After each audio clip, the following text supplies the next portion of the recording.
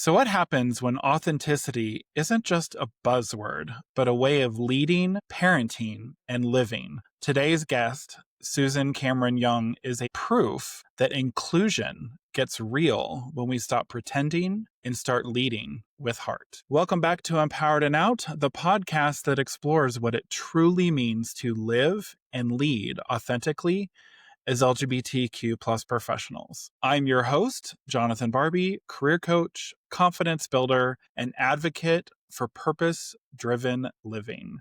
Today, I am thrilled to introduce someone who embodies those values every single day. Susan Cameron-Jung, her, is a cisgender queer woman who came out at 19 while living in London and has spent her career building bridges across communities, cultures, and systems. She is a wife, yogi, and foster parent to 3 incredible kids who I just got to meet, who are actually pretty cool.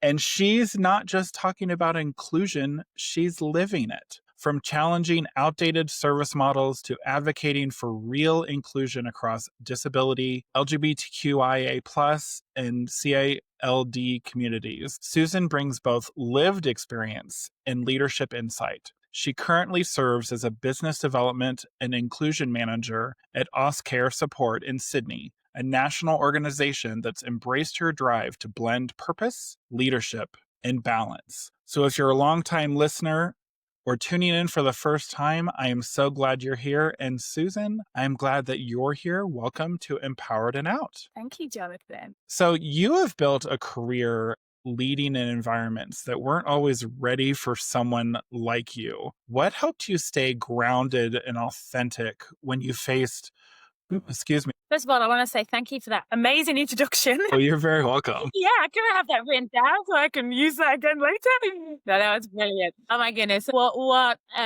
helped me stay grounded and authentic? I think so much comes from experience, right? And in that experience, you grow. Ideally, as you grow, you learn more about yourself. You learn more about what you need, what you can manage. Sometimes, what you can put up with in different environments. And for me, staying grounded has always been connected to staying connected to purpose. So, for example, if I've been in environments that I know are not 100% a culture fit, and to be really honest, Jonathan, what is a 100% culture fit? Does it even really exist, right? Because the perfect person doesn't exist. The perfect human doesn't exist. So how on earth can the perfect work environment exist, right? So it's always about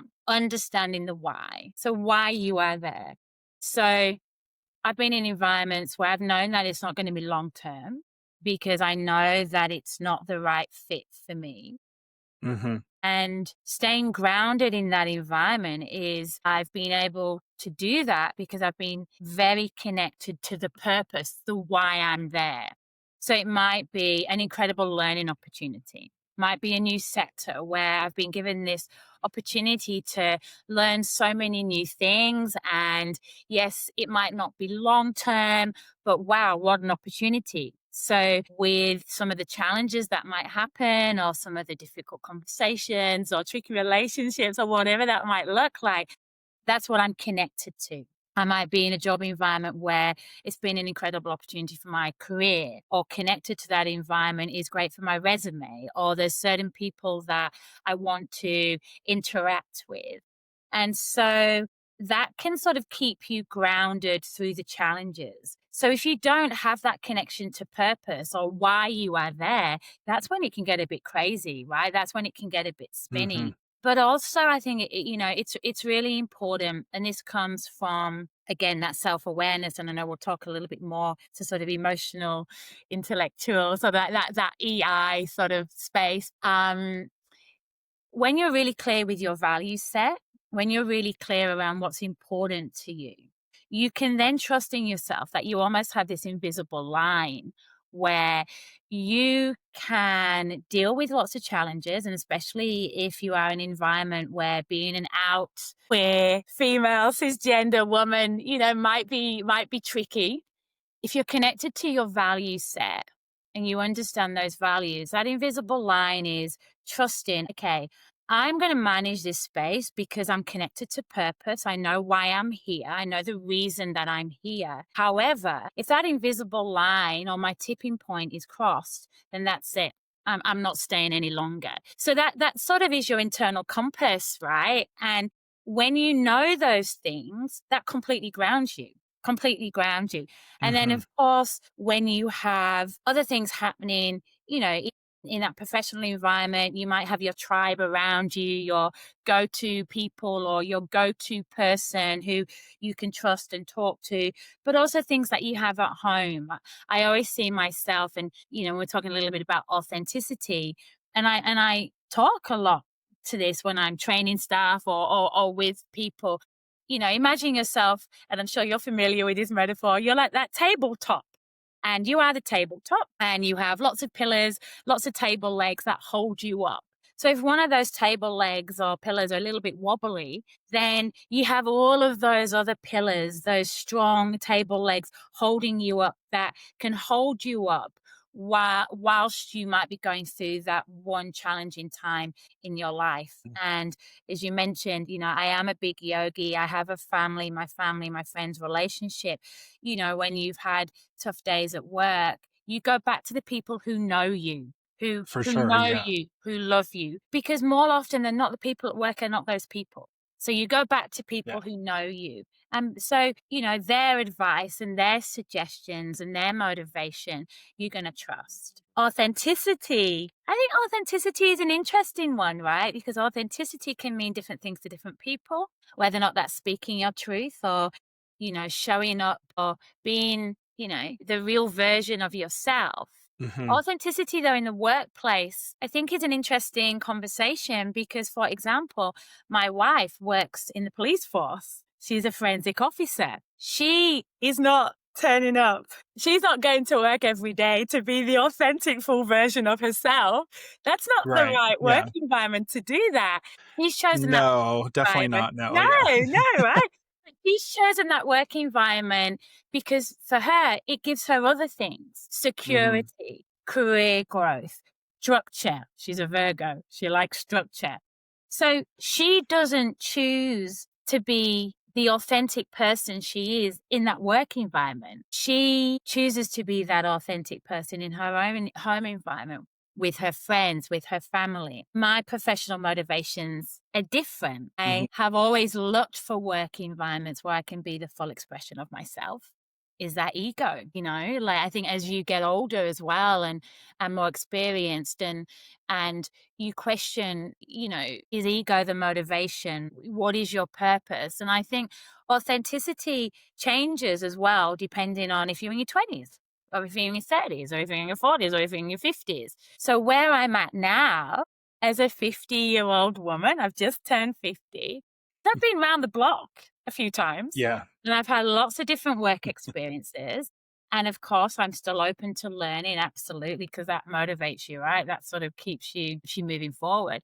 But now I'm at a time in my life where I absolutely demand a work environment where I can be fully authentic because I'm proud of who I am now. I'm proud of everything I've worked hard for, my personal growth, my professional growth, my family. I'm proud of that. There is no way I'm hiding versions of myself for anybody. However, that's because I've worked hard. I've done a lot to Hmm. get to this point. And when you're in your 20s or your 30s, and it's different, right? So I really feel that people shouldn't be so hard on themselves around, maybe I can't be the authentic version of myself in this work environment, or I can't always completely speak my own truth, because sometimes you can't, right? But that's okay Hmm. because you're on a journey and it's step by step. I think the sad situation would be if people feel stuck and they might have been in a place for a long time and they know it's actually starting to have a negative impact on them, but they don't have the confidence or they don't have the tools or resources to make that change. Where someone like yourself absolutely can jump in and help, right? Because when people get stuck, Exactly. Yeah. yeah, you know, that's a very different, Yeah. being. Well, you make a really good point because I feel that, was I my authentic self in my 20s? No. What does it No. I mean? mean, you're right. It's taken time, and it's a learning experience. It's our growing. It's growing us as humans, but also as, as queer people. Like, we're learning how to make sure that how we show up is going to be safe for us Yeah. in the work environment. Yeah. But I loved how you mentioned and how your wife is 100% authentic herself at home, which is where you should be. You should definitely be 100% authentic in your home. And if you can't be that full authentic self in the work environment, that's understandable. It really is. And I'm not backtracking on it. I did an episode, a few months back talking about, coming out in the workplace.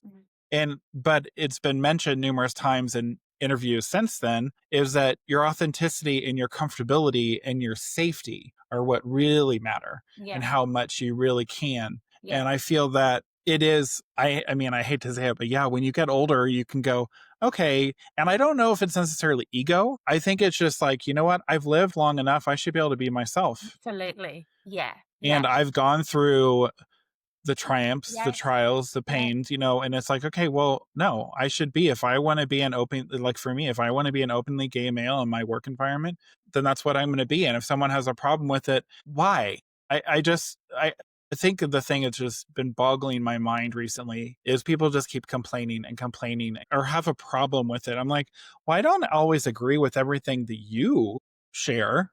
Yeah. So why can't you just be open and just listen? We don't always have to all get along. No. And I think Just it's be saying that, open to listen. yeah, and it's individual. Like, I'm sure you meet so many different types of people, and you can't even put like a generalized sort of, brush or response to something. It really is up to where that individual is in their life.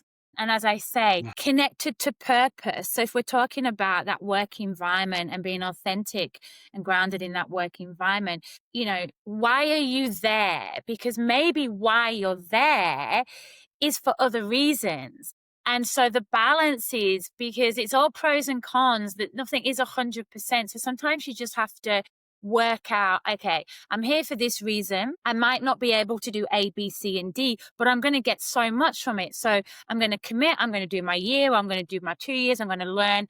But then I know there's a next step. And this is just the first step in many steps to get to where I want to be. Because you're right, safety is really, and it's a very sad thing that we are still having to talk about. You have to be safe in that work environment, but it's Well, and really individual. yeah. And I love, Susan, how you talked about, you need to know what your purpose is. You need to know where you are, and the confidence. And the funny thing is, like you mentioned, that's what I do. I help clients get that, find that purpose, rebuilding their confidence. And I think when you have that, you're a little bit more strong in your way to be authentic, because I've taught you how to be that way. Yeah. And no matter what your age is, I mean, I feel like we're a little bit fearless when we're younger. Bless you, to be young again, to have that fearlessness. I feel like as adults, and you and I in our 50s, there's a lot more that's on our plate that we have to worry about now. I mean, especially you as a mother, as a, sharing, children and a wife, and there's much more that you're dealing with compared to when we're a teenager and when we're in our 20s. There's a lot. We think we can do anything and everything, and we can attempt to be ourselves, but are we really ourselves even at that point? Probably not, actually. But what does that mean? I think, we're constantly changing. Like, who I was last year, probably not who I am now to some extent, right? So I think sometimes you just need to give yourself a little bit of a break around, you're just doing the best that you can. And some of my learnings over the last few years is around, you cannot expect one person to be all things for you, just as you can't be all things for one person. And we all have inside of us so many different versions of ourselves, right? So what we can do, though, is we can build a tribe around us of different sorts of people, because that's amazing, right? Different sorts of people that are very different to you that you can learn from. And then that gives you the opportunity to be different versions of yourself. So different Mm-hmm. authentic versions of yourself with all those different people. With this Oh, friend, I can for be this sure. Yeah. version of myself. With my partner, I'm this version. At work, I'm this version. You know, and so surely that is a more realistic playing field, right?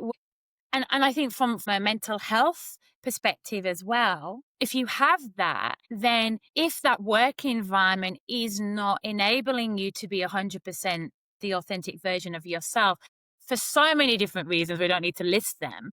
But then if you have your tribe around you where your respite from that work environment is, but I know I can be this version of myself with this person. I can be, the crazy gay with this person. I can be the creative. You can be all those different expressions. I think that's the game changer, Jonathan. Has I been would for agree with me. you. Yeah. Susan, I would 100% agree with you Yeah. because I'm a different person when I'm in the group, when I'm with my choir Yeah. people, and then compared to, with my partner and our friends or my best friend, like or my family, like there's a little bit different authentic self in each of those situations just because of, and I mean, really not those in those groups because it's how they know me. Number one, I mean, I'm not. I guess the good thing is being in an LGBTQ plus choir that does Yeah. help that I can really Yeah. truly be authentic but it's fun to see the people that are still kind of learning and learning about themselves to learn how to be that authentic Yeah. version of their self that they can be wherever they are no matter the situation. So, Susan, you've worked across disability, LGBTQIA, and culturally diverse communities. That's a powerful intersection. How have those overlapping identities shaped your leadership style and approach to inclusion? Just writing that down because I could talk for hours about this subject. So I'm just going to try and keep myself on track. So how has that influenced my leadership style, right?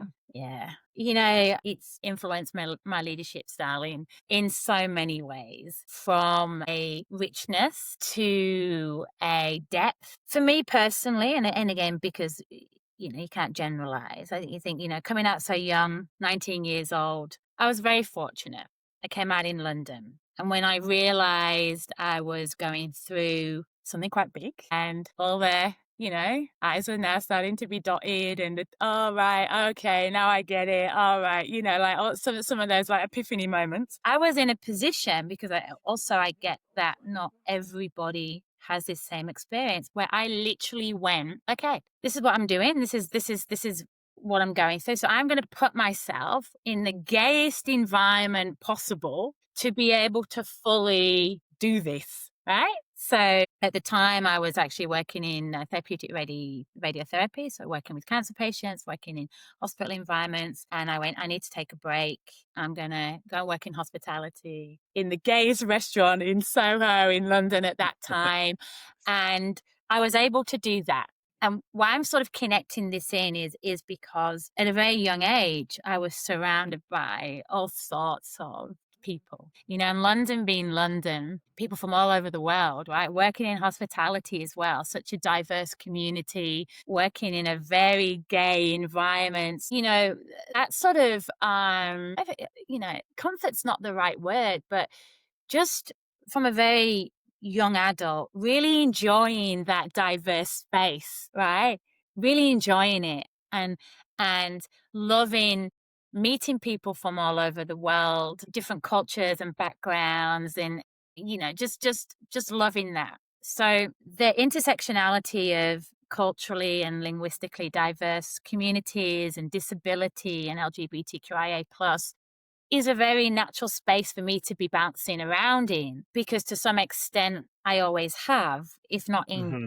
the sort of with the professional perspective that I am now. However, it's not all fun and games, right? Because when you are a leader and when you are an out leader, there are lots of challenges around breaking down stereotypes and bias and homophobia, and because especially from a cowed perspective, working with people from lots of different multicultural backgrounds. I've worked in very multicultural organizations, refugees, new arrivals. You have to challenge their stereotype. And something that I was told many years ago, and you mentioned it in my introduction, I have learned, and I know that my skill set is in relationship building and connecting people. And I've learned from a leadership lens that the space I occupy in this intersectionality piece is one of being a bridge, one of being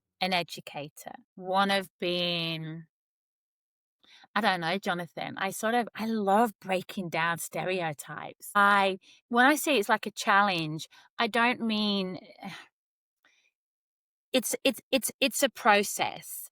And at one point in one of my roles, I was the minority as a white English person with only, I know I'm embarrassed to say I can only really speak English, I'm embarrassed to say that when I'm surrounded in a community where I have incredibly skilled people who can speak 4 or 5 languages, and to sit across a table from someone's in my office in Sydney, to sit across a table from someone who has come from a war-torn country, Afghanistan or Syria, and they are sharing with me some of their story. It's humbling, Jonathan. Like, you sit there and go, what you have been through as a human to try to create a better life for yourself and for your family, it's incredible. It just deserves respect. Oh, So, for sure. Yeah. and I'm trying, like I say, I could sort of talk a lot about this. So I feel from my experience, when you show respect like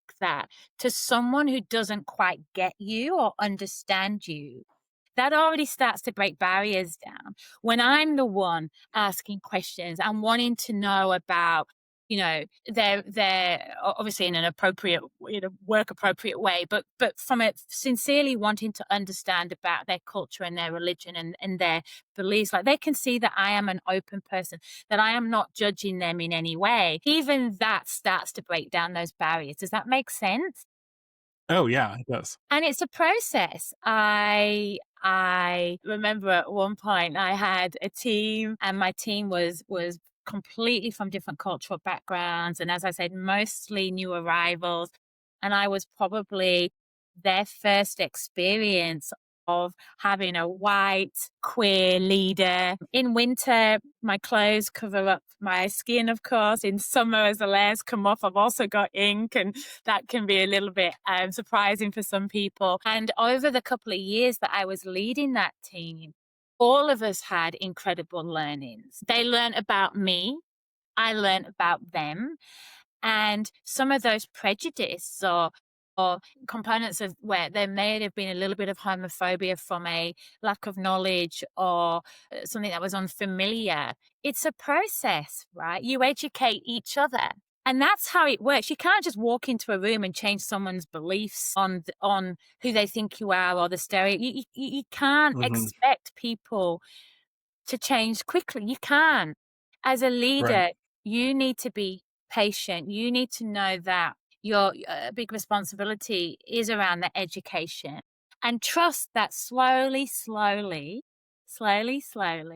they will get to know me and they will hear me, and that, if you focus on, even though this sounds cliche, but it's true, because I think sometimes you forget, right, in all the complexities, if you just focus on what makes us all the same, and especially when you are working in community services, it's human rights, right? Hmm. It's human rights. It's making sure people feel safe, people are safe. It's about respect. So with all of the external complexities, we all work to that common goal. And that works across that intersectionality of disability and LGBTQIA plus and CALD. As a leader, you need to understand that you have still so much to learn. And if you present yourself as an open person, non-judgmental, willing to learn, authentic in who you are, then those connections and those relationships will form. But it takes time, and you have to be patient. It takes time. For sure. Yeah, I would agree with you. Can you share a moment when the intersection between, when that intersection created both a challenge and an opportunity for deeper understanding? As I say, when you are working with people from very strict Muslim backgrounds, males, and again, some would say, well, Susan, you've just stereotyped. Well, I'm not stereotyping. I'm talking about my experience of Hmm. leading strong males who have a very strong Muslim faith as a woman, as a white woman, as a queer out woman. That is stereotype. That's my experience, right? Hmm. So the challenge in that was respect is earned, right? So first of all, removing the ego around, well, I'm your manager, so you need to respect me. Well, that wouldn't have worked if I'd had that very limited sort of mindset. It's about me understanding that this particular group of people, I'm going to have to earn their respect. Whether or not that's right or wrong, or, I'm their manager, so, they're in the work environment, they should, but, let's just remove all of that. I understand that I have to earn their respect. I understand that I will have to educate them in what is a new experience for them. And their beliefs right now in this moment are because of all of their life experiences and their religion and their community and their, so, you can't, like I said, you can't change that in a moment, right? So you have to, and I look back and I know exactly where I am and I know exactly who I'm talking about. You really have to dig deep and take a deep breath and go, okay, again, what is my purpose here? Right? We've all got a goal around what we're doing here in the workplace. What is my purpose? I also want these people to thrive in this work environment, and I want to be the best leader for these people. And so there's the opportunity. And then what the incredible opportunity in that challenge was, Jonathan, is I learned so much. They broke down some of my stereotypes of a strong male Muslim man who had just arrived in Australia from a war. They also broke down my stereotypes of, so again, it works both ways, right? And I learned and I had, the experience in the end, so much care still for these people. Like, I know their names in my head because they taught me so much about their culture and their religion and their experiences. I taught them about mine. And so together we found a middle ground. Yes, there might have been some elements that I didn't agree with or would never fully understand, and vice versa.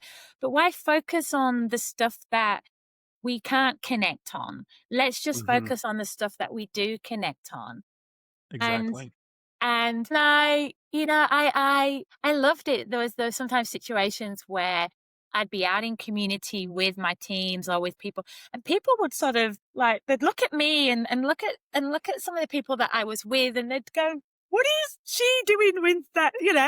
And I loved that. I loved even, clearly they could see we were together and everybody was, great communication and great respect within the within the team, and I loved that then made people sort of like, kind of, talk about and think about what was happening with this diverse group of people that they were experiencing. So is that, yeah, it's sort of, that was the initial challenge, but then, yeah, the incredible outcome of me just understanding it's going to take time and be patient was, I met incredible people and learned so much from them that I'll be forever grateful for. Working in those very strong multicultural environments was some of my biggest learnings, not only as a professional, but as an individual. Yeah. That's wonderful. So let's talk a little bit about parenting and queer Uh, visibility. yeah. So you and your wife are raising three foster children, which is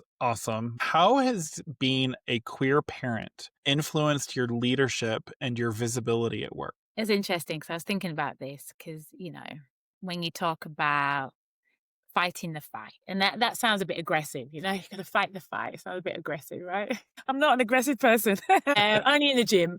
You come out. you sort of have to fight the fight as an individual coming out, right? And then you meet someone and you're in a relationship. And then the visibility changes, right? Because now you're not just thinking, it's not just about yourself. Now you're out in community, and you're being visible, because as a couple, if you want to walk down the street holding your partner's hand, or having a little kiss, or being on holiday, all those things that you have to think about as a couple, because now it's not just yourself, you're in a couple. Where can I go that's safe? You have to sort of fight the fight as a couple. And then in the work environment, and then you come out as a queer person, a queer professional person in the work environment, and then you have to do all the work, fight the fight around that. And then you become a parent, and then it's another, you have to fight the fight, because I'm proud of who I am, and you're going to ask me about my family. So I'm going to tell you, right? Because I'm proud of what I've created. And so the funny thing is, I'm probably even more out, if that's even possible, but it probably is, than ever, because I'm a parent. Because I feel now that I need to be even more of a role model. I'm not, something that's important to me. And yes, maybe it comes with age or experience or whatever. I am a role model. I know that. And I conduct myself as one, especially in the workplace, for younger people coming out, for, younger people in relationships, for all of that.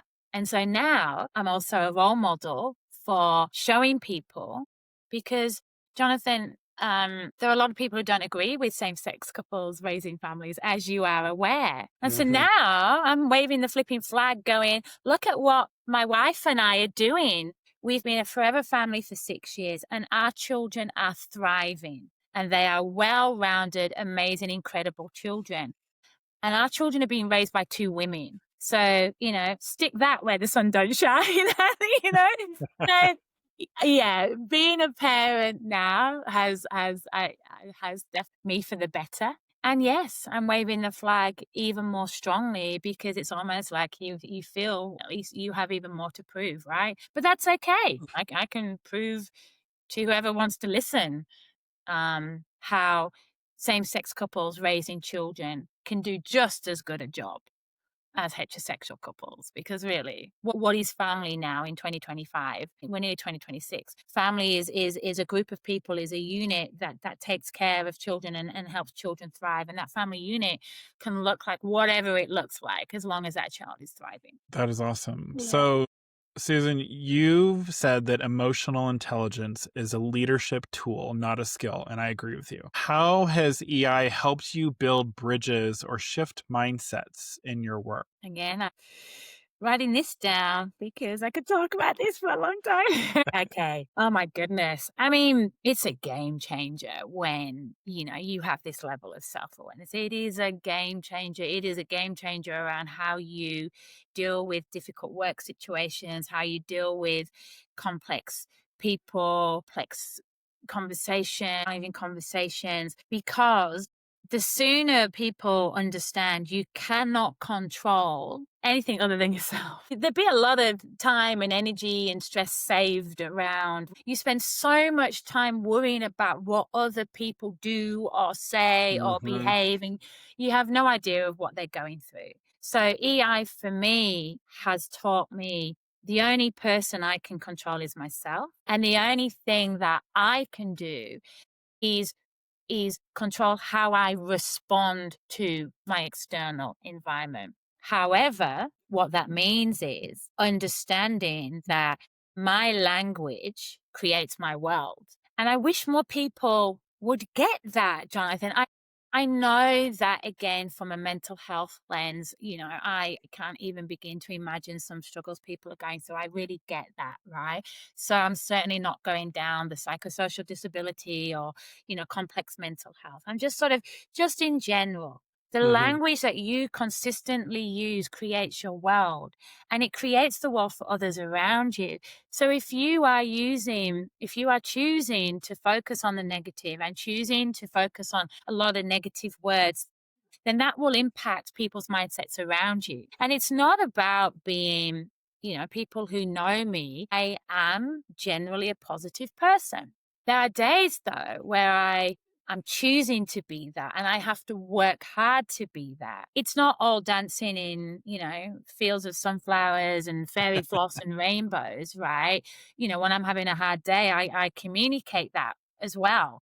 So that EI, that emotional intelligence, is around understanding how your communication and what you consistently communicate not only impacts your world, but those around you, how you respond to others, simply by when you're experiencing challenging conversations to pause and to say, you know what, I need to actually consider what you've just said, and I need to get back to you with, because if I actually respond now, this is not going to be good. Right. So let's just, Hmm. pause, let's have a think, and let's come back. I'm in a position again of privilege where I am, generally mentally well. I do a lot of things though to make sure that I'm mentally well. I don't generally drink alcohol. I take care of myself. I work hard to be well. But emotional intelligence teaches you that so much is a choice, and you can choose a lot of the time, what your world and your environment can look like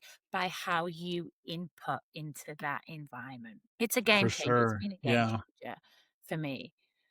Having that awareness as a leader, and something actually even that I'm starting to look at the moment. So I communicate quite a lot as a female leader, that my leadership journey has also been influenced by strong female leaders. Those leaders have taught me that as a woman, emotion in the workplace and vulnerability in the workplace is not a bad thing if, say, used in the right way.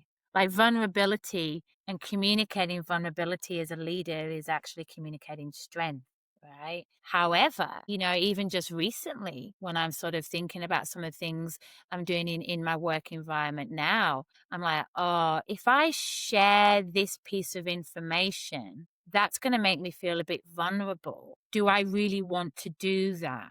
And for what purpose? What am I wanting to get out of sharing that piece of personal information?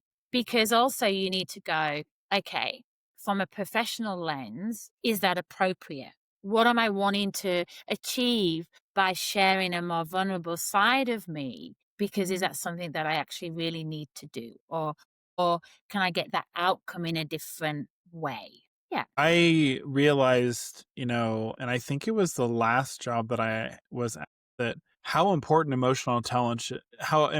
having emotional intelligence and utilizing it, because it actually makes you, in my opinion, I feel that it creates that strength as a leader, but also the respect for those who are, because when you realize, like, and you mentioned this a little bit ago, is that when you know what you can control and what you cannot control, you're just going to be a little bit better person. And for your mental health, it's way better when you Yeah. realize what you can't control, because there's no reason to get upset about it. Yeah. Because if you can maybe, I don't know, maybe vent for a second, but then it's just like, okay, move on. There's no point in dwelling on this, because there's nothing you can do. And I feel like everyone needs to be taught in learning about emotional intelligence, everyone across the board, but especially anyone in a leadership position, because I feel that that is going to help leaders grow. And those who happen to report to them, or maybe,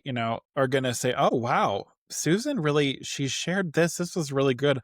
I would have maybe gone a different way. Oh, wait, but now she's taught me how that probably wasn't a good route to go down, because that is something I really couldn't control. And so if you realize, okay, this is a better route for me to go, this is how I should be acting, this is how my mindset should be in the work environment, this is how, if I follow this path, then I don't stress about this little bit of extra stuff during a day. Instead, I can go, all right, moving on, Yeah. next task, Yeah. and go on from there.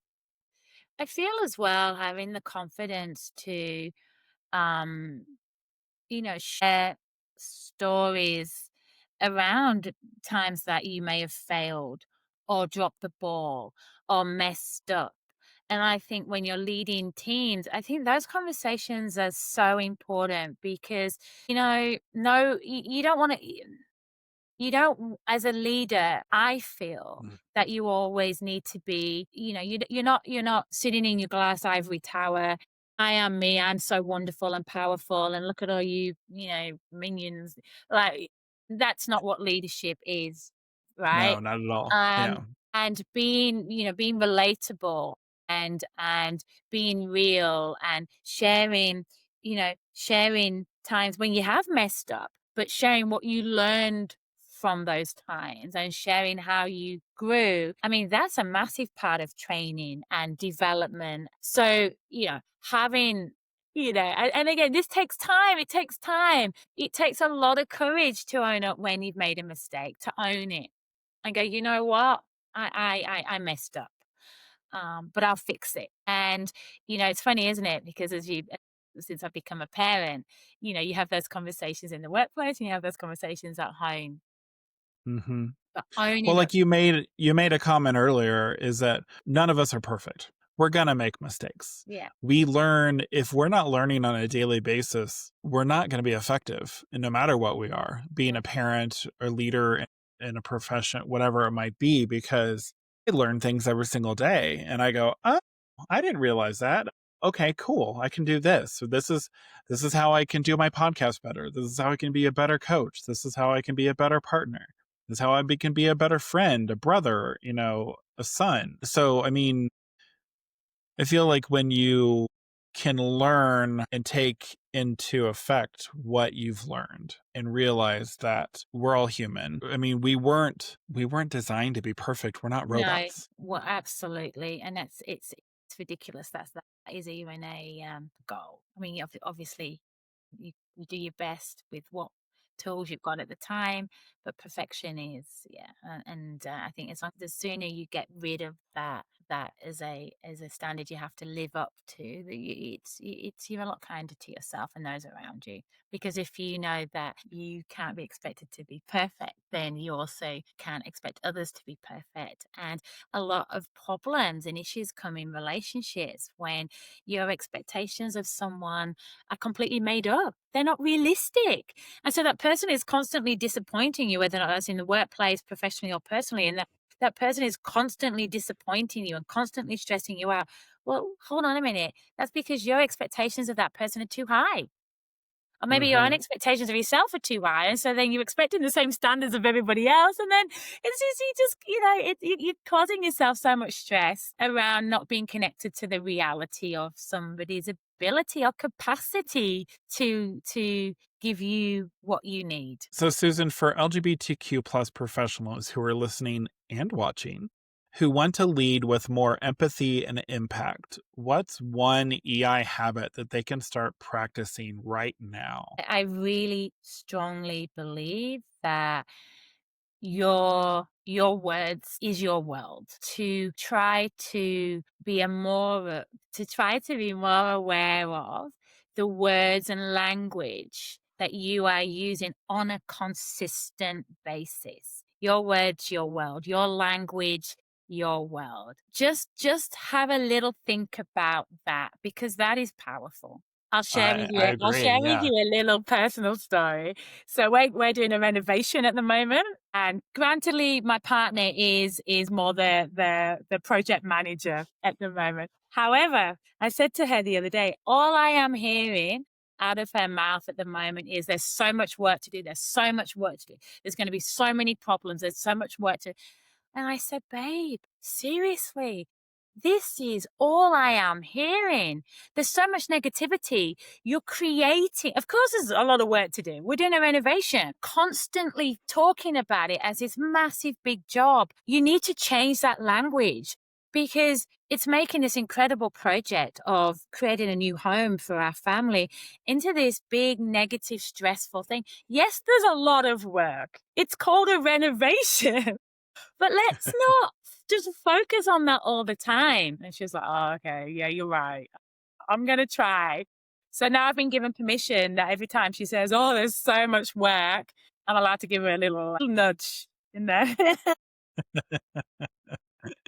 So let's talk about inclusion, Yeah. because you talk about inclusion as being essential, which I agree. It's not just a nice to have. What does that look like in practice, especially in the disability and service sectors? So, inclusion is like one of these buzzwords. We're also inclusive. We have inclusive processes and inclusive procedures and an inclusive culture. Okay, yeah, we can all use those words, but in practice, it's a way of being, isn't it? Hmm. Right.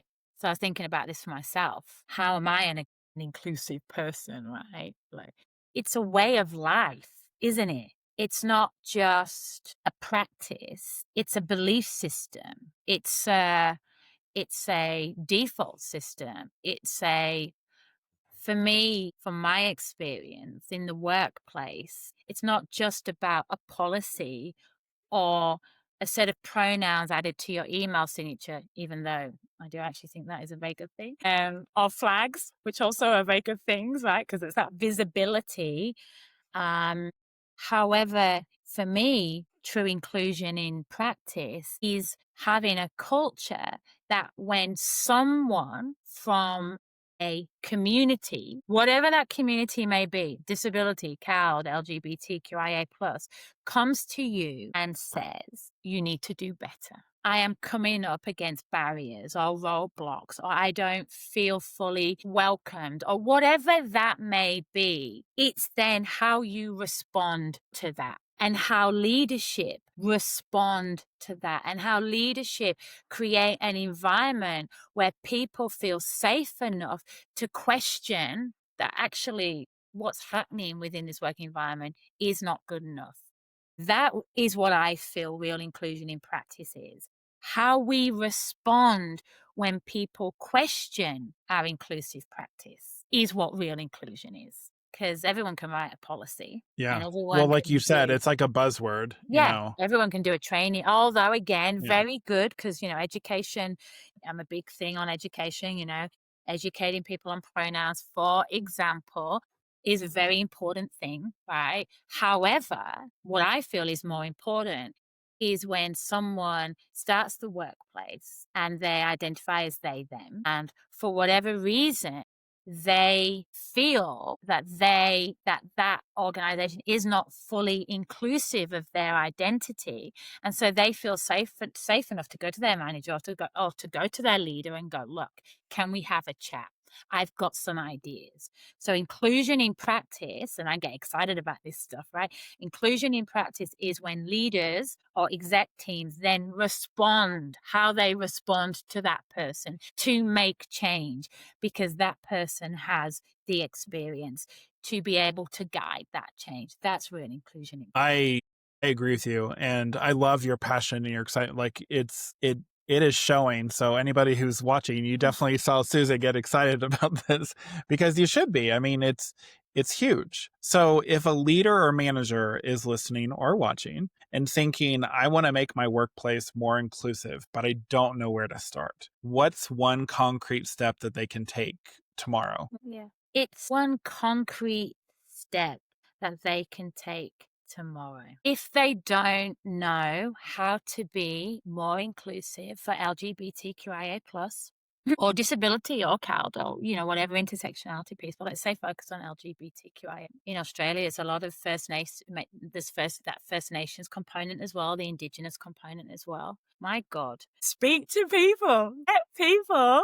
It's not even that necessarily, get people working for you from that particular cohort. It's about speak to people. It's about communicating as a leadership team. We want to learn. Going back to that emotional intelligence around being aware enough to go, you know what? We are not doing good enough and we want to. So you have the skill set and you have the experience.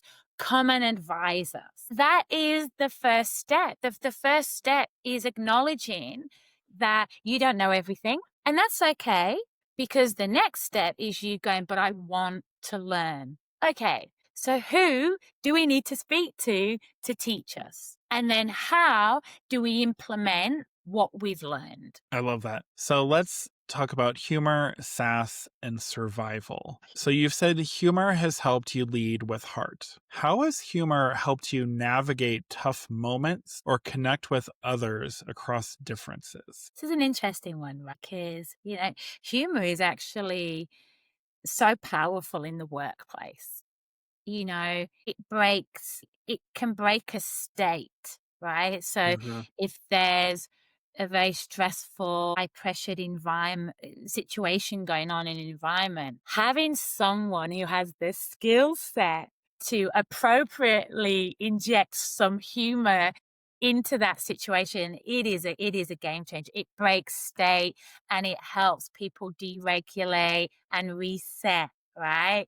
So for me, I might not yet have developed the skill set to appropriately change a very stressful environment into a funny one. I've worked with people, with managers who, when they get really super stressed, will actually just start to laugh about the ridiculousness of the situation. Will actually go, you have to laugh because this situation is so crazy and so intense. You have to laugh, otherwise you'd be curled up in a ball, crying your eyes out in the Mhm. corner of your office, right? I love those people. I love those people as part of my teams. I haven't quite developed the ability to do that yet, but what I have developed is the ability to use humor in a way to connect with people. So, especially when people are getting to know me, I love it and don't mind. People can laugh with me or laugh at me. I really don't care. I know that when I'm developing those new relationships and I make people laugh, I know that that connection is being built. Does that make sense? Oh, it totally does. Yeah. Yeah. So it helps me navigate new relationships. And for me, humor is a way that, because when someone laughs, say, let's say laughs with you, right? That connection has been made because they're laughing because they actually get what you're saying in that moment, right? You're on the same page. So when someone laughs with you, even if it is at a funny joke in the workplace or whatever, you know that, oh, I'm connecting with this person. And so I use that as little, when people start laughing at my jokes in the workplace, or even, you know, how I am or how I communicate, and people start laughing at me or with me, then in my like with my internal compass, I sort of go, I'm building rapport. I'm connecting with this person. This person is starting to trust me. So then I use that as like a little tick. Okay, great. This relationship is actually building. Not sure if that answers that question quite fully, but that's sort of where I'm at around humor. I like it, and I don't know if I share this with you or not. When we did our pre-interview chat, was that I worked in the funeral business, and Right. especially in cremation. And I was in a business office, so I didn't, obviously I was not at the crematory, so I wasn't doing any of that. But we met with the families that had lost a loved one, and it's a very, very hard environment to work in because you're hearing about is people losing people all the time. You're hearing about death and you're hearing about loss, and it's very rough. And I give kudos to every single person who is in that industry that can keep doing it, that's been doing it for years, because it's really hard. But one of my actually every boss that I had, because it was kind of a revolving door at one point, they definitely knew how to throw in the humor to make it that even if we just had a family that came in that was in tears and was rough and it was really hard for them, we knew how to. My bosses were amazing. They could throw a little joke out there and we Yeah. could laugh. And we weren't laughing at those families' expenses. We were laughing for our sanity and for our mental health to get us back on track, because after hearing some stories and about loss, it was just, this is too much. And then in turn, I learned how to work with my coworkers and my team that I was chatting with, to go, okay, here's a way to think about this better. And here's a little joke to make you laugh, so you feel a little bit better. Because, especially, I think every person I worked with, we had someone that we had lost in our lives. And so in some ways that helped in the environment, because we could then really understand and learn how to be empathetic with those families. But on the other hand, it helped us to connect as a team, and we knew Yeah. um, the best way to handle the situations. But humor, I think, is very important in all situations. I feel that if you can't laugh at something or I mean, I'm not the one who You could be can't able to laugh throw at out a yourself, joke. right? If you Yeah, if you can't can't laugh laugh at at yourself, yourself, there's like, something wrong. seriously. I mean, my partner's the one who can throw out a snarky comment or a humorous thing, and it of course makes people laugh. I just have never had that. That's just not how I am. But it makes us laugh, and Yeah. we're like, all right, and moving on. Yeah. I seem to Um, make my partner laugh all the time, my wife. So that's probably a good thing. It's like, God, Susan, oh, you are for sure, yes. so funny. I'm like, am I? As long as you think I am, all right. Exactly. So you've talked about living a life where you can be everything you want to be. Yeah. I love that. Looking back, what's one defining moment that helped you claim that fully, both personally and professionally? I have been thinking about this, and honestly, there has not been one defining moment. There hasn't.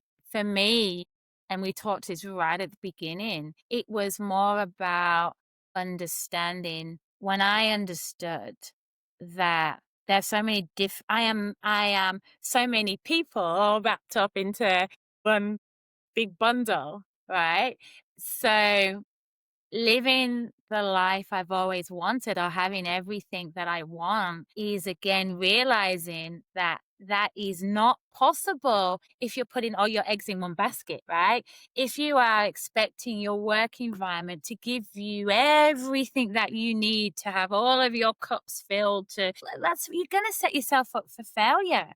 To have Hmm. this amazing partner that is gonna give you everything you need. Oh, it's ridiculous, right? You just Yeah, very ridiculous. Yeah. yeah, but this is what we all go through that. We all go through that struggle, and again, it goes to what we talked about earlier about this ridiculous concept of perfection, right? That you need to understand that first of all, you need to understand what you need, right? You need to say before you start, I suppose, putting it out to the universe or putting it out to your friends or relationships or work. You need to understand what makes you tick. You need to understand what you like, what you don't like, what you are prepared to put up with, what's your tipping point. Everything we've talked about, what your value set is, you need to do the work on you, whatever that looks like. That could be doing the work on you when you're at the gym every day, doing the work on you, you know, through your careers, doing the work on you with a coach like yourself, whatever that looks like. But you need to do the work on you to understand what it feels like and what it means when different cups are not full. But then when you understand all these different parts of who you are and all these different needs that you have, then you outsource, right? So you go, okay, I have, introduced this into my life because it fills up this cup. I have this person in my life. I do this for work. Going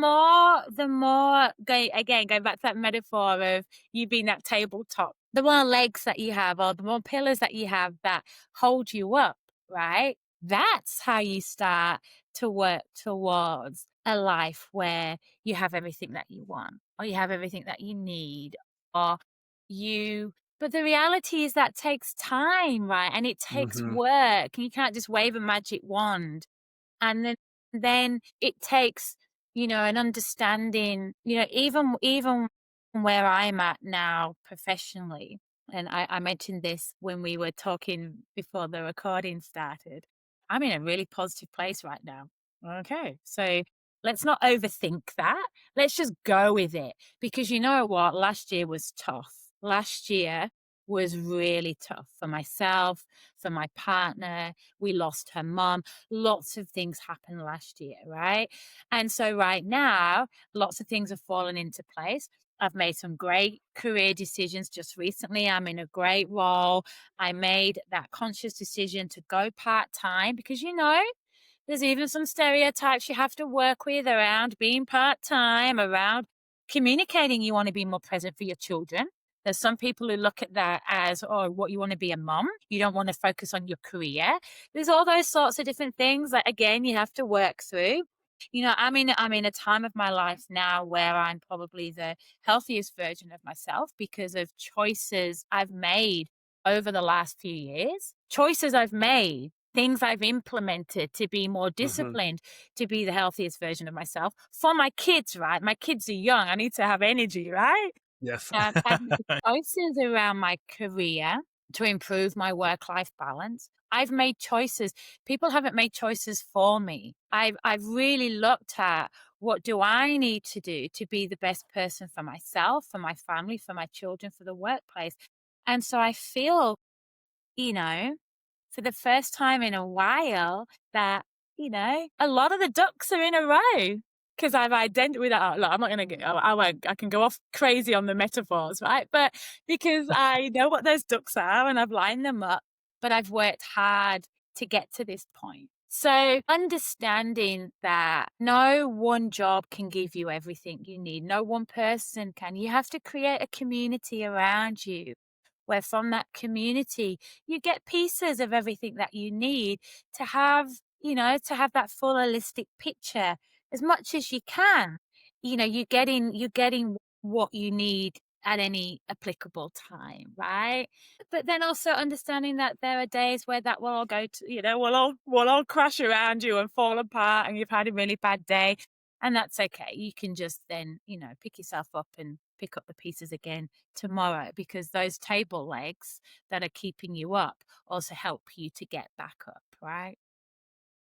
Yes, for sure. All right. So, if you're ready to stop settling and start leveling up in your career, your confidence, and how you show up at work, you're in the right place. If today's episode has had you nodding along, don't just let it sit there. That's your gut telling you it's time for change. Empowered and Out coaching was built for LGBTQ plus professionals who are tired of playing small, done with second guessing themselves, and ready to build careers that actually reflect who they are. No masking, no shrinking, no apologies.